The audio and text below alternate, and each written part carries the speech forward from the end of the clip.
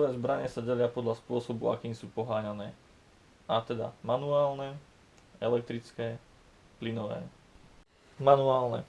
Tieto zbrane využívajú na vystrelenie projektilu stlačenú strunu, ktorú pri každom výstrele treba ručne natiahnuť. Medzi tieto zbrane sa delia najmä brokovnice, ostreľovacie pušky a manuálne pištole. Elektrické. Tieto zbrane využívajú na vystrelenie projektilu batériu, ktorá poháňa mechabox umiestnený v tele zbraní. Mechabox je sústava kolies, piestu, struny, vzduchotechniky a drobných dielov, ktorá vystreluje projektil. Týmto spôsobom sú poháňané najmä útočné pušky a rôzne samopaly. Plynové. Tieto zbrane na vystrelenie projektilu využívajú stlačený vzduch, tzv. Green gas, poprípadne CO2. Pri stlačení spúšte sa plyn zo zásobníka cez trysku uvoľní do zbrane a následne dojde k výstrelu projektilu. Tieto zbrane sa ďalej delia podľa toho, či majú tzv. Blowback.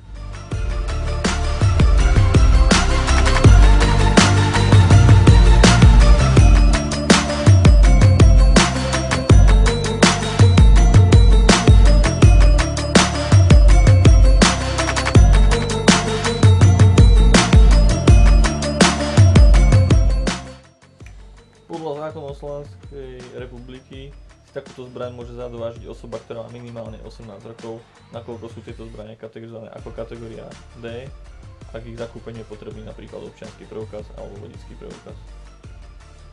Cena airsoftových zbraní je rôzna. Spodná hranica začína niekde okolo 15 €, vrchná si dovolím povedať neexistuje. Cena zbraní záleží od značky, výkonu, poprípade upgradeu v nej a príslušenstva, ktoré si človek na ňu zadováži. Najdôležitejšou ochranou pri airsofte sú samozrejme okuliare. Tu sa neoplatí šetriť, nakoľko oči máme len jedny.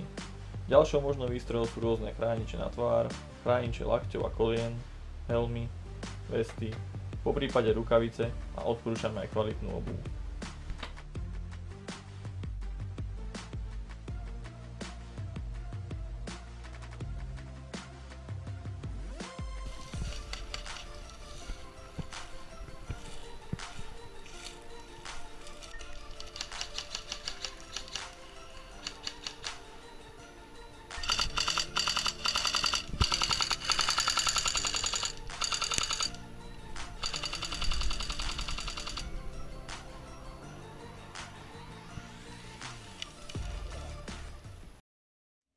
Baví ťa airsoft?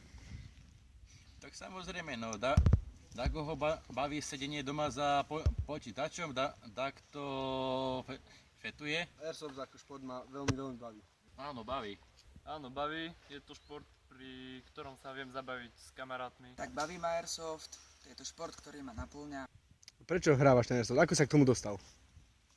K Airsoftu som sa dostal zhruba 5 rokov nazad. K Airsoftu som sa dostal, no všetko to začínalo, keď sme si ako partia mali chlapci kúpili zbrane na jarmoku.